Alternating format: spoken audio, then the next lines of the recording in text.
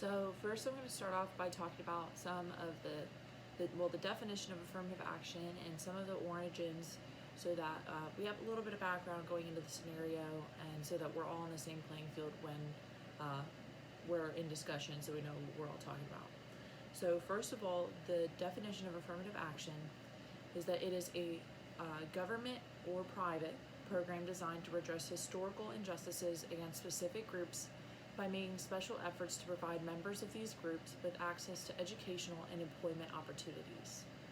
So here in the U.S., there have been some significant court cases that talk about affirmative action. In most cases it hears, the court has struck down affirmative action provisions because they fail one or another of the strict scrutiny tests, but the basic idea that universities can create programs to build and maintain a diverse student body has been upheld. Affirmative action was originally passed by Lyndon B. Johnson, and it was one of his priorities in filling vacancies in the federal government. He noticed that there were a lot less women and minorities represented in the government, and so he made it a priority to appoint more women and minorities, which he had championed as chairman of the President's Commission on Equal Employment Opportunity while he was vice president. So it started when affirmative action started when Lyndon B. Johnson passed an executive order, number 11246 to be exact, which ordered government agencies to pursue policies that increase the employment of minorities in their own ranks and in soliciting contracts. So the first time this issue, affirmative action as a whole, or equal opportunity, equal employment opportunities, hit the Supreme Court was over university education, specifically in the landmark case of Regents versus the University of California versus Bakke in 1973. So the court ruled on the issue of racial set-asides or quotas in admissions at UC Davis Medical School.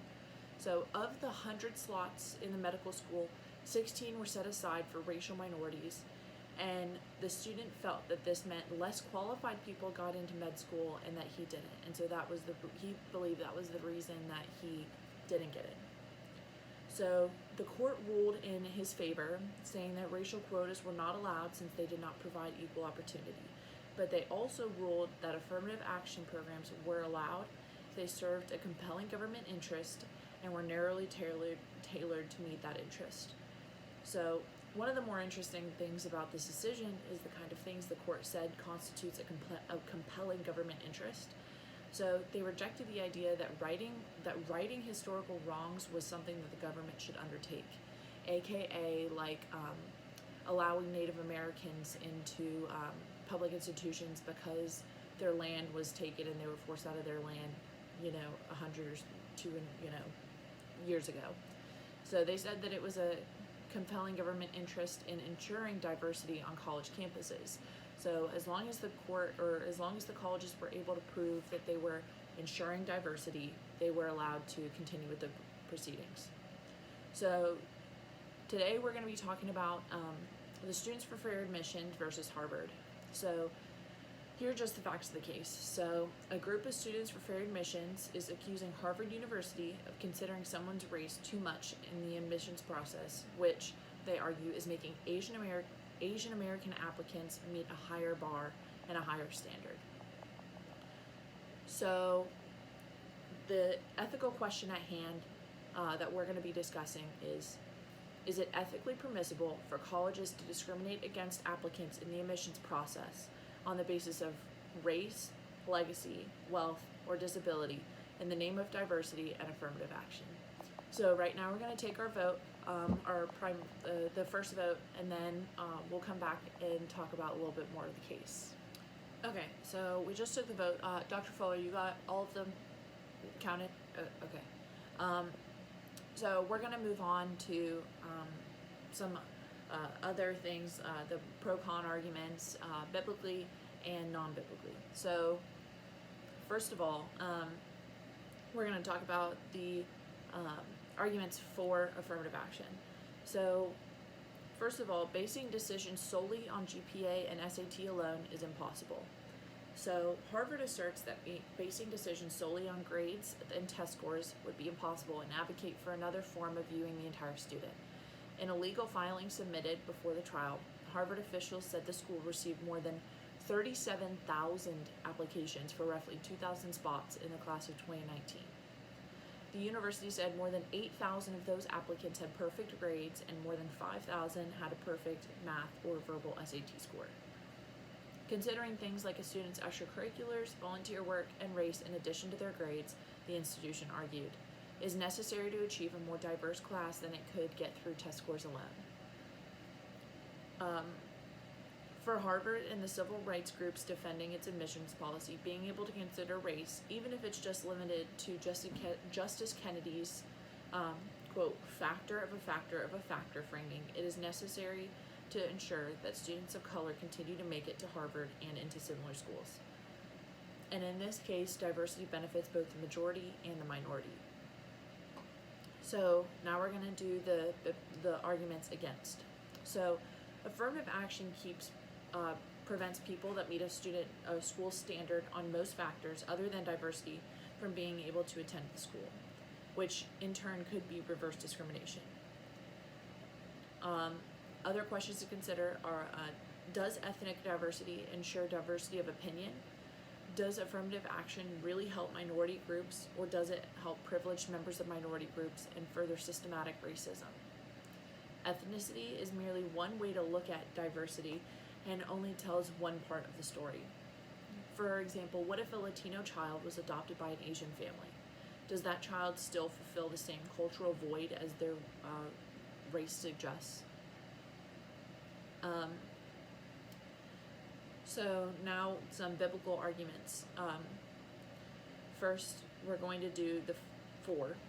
So Exodus 23:6 says, "Do not deny justice to your poor people in their lawsuits." Leviticus 23:35 says, "If any of your fellow Israelites become poor and are unable to support themselves among you, help them as you would a foreigner or a stranger so they can continue to live among you." And 1 John 3:17 says, "But if anyone has the world's goods and sees his brother in need, yet closes his heart against them, how does God's love abide in him?" So now the biblical justification and arguments against affirmative action are Galatians 3:28, "There is neither Jew nor Gentile, there is neither slave nor free, nor is there male and female, for you are all one in Jesus Christ."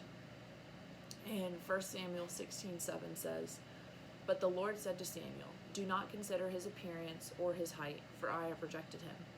The Lord does not look at things people look at. People look at the outward appearance, but the Lord looks at the heart." So now y'all are going to get a little bit of time to debate this, and then we'll come back and we can talk about our opinions and other things. So the discussion went really well, guys. Do you like it? Yeah? Okay.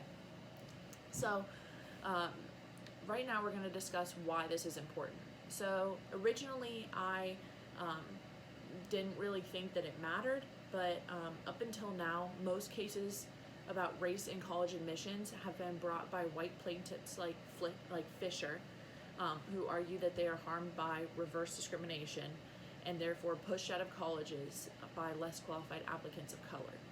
So those cases have led to restrictions in how affirmative action can be used, but no cases actually ended the practice in its entirety. So the Harvard case, both sides argue, could change this. Rather than a white plaintiff, this case relies on a group of high-achieving Asian Americans arguing that a policy meant to help students of color is actually hurting them. Unlike earlier plaintiffs, including Fisher, whose GPA and SAT scores were not as strong as her peers, the plaintiffs in this case have academic records that are much harder to achieve. And to respond to the question, is there any truth that elite schools discriminate against Asian Americans, I would respond to this. In the 1980s, student activists noted that Asian American college admission rates remained stagnant despite a rapid increase in the amount of college-aged Asian Americans. They argued that the stagnation was largely due to biased admissions practices that kept the number of admitted Asian Americans relatively low while favoring white applicants. So, now the part that everyone's been waiting for, my opinion. So, I think 2 summers ago, I read a book that talked about how though SAT scores were lower on average for minority groups, such as people of color at the University of Michigan, it followed the students for 10 years after graduation, asking basic admissions information and checking in 2 years with a survey. It sought to track the overall success of relative minority groups to the majority, comparing a number of factors. The study found that the average SAT score for the minority groups was a 1390, and the mean for the majority was near perfect 1550. After 10 years, the study concluded that the minority groups was just as successful, if not more successful, after graduation than the control white group. All of this to say, I support affirmative action. I look around the juniors honors class, and until apologetics, I did not see any real dissent. Most of everybody came from the same background and has the same type of personality, and I think using difference of culture, or race if you must, is beneficial for everyone. Race has not necessarily been proven to be the best measure for this, but is a good placeholder metric until we can establish a more accurate system. Affirmative action was the means to get minority representation in underrepresented fields initially, but may not be the best policy in 2019. There was no other way to compensate for a lack of opportunity in the mid-1900s when it was created, but now it may not be necessary. So I know that was a lot to take in, but I hope that you all class learned something and that you can go on and write your ethical scenarios well. Thank you guys.